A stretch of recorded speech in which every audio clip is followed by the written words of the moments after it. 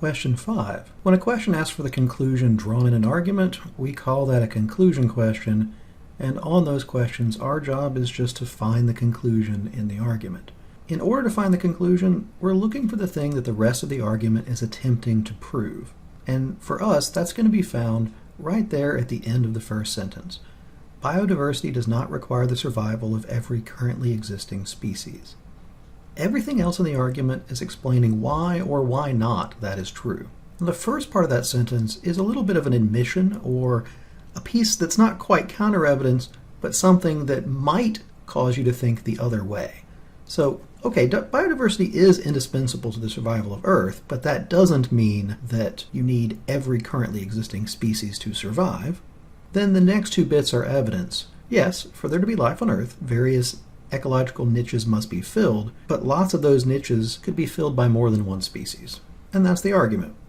We have the conclusion, a piece of counter evidence, and then two pieces of evidence meant to prove the conclusion.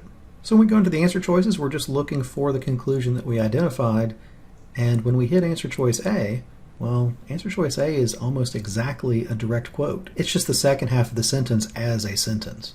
Biodiversity does not require the survival of every currently existing species. So A is our answer.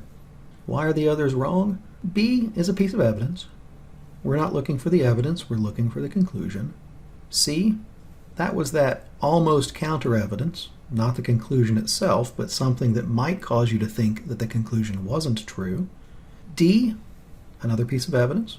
Many niches can be filled by more than one species, which is why biodiversity doesn't require the survival of every currently existing species. And then answer choice E is actually something the author never said.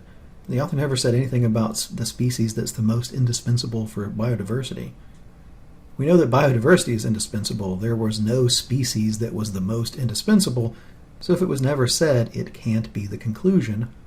Our conclusion was answer choice A.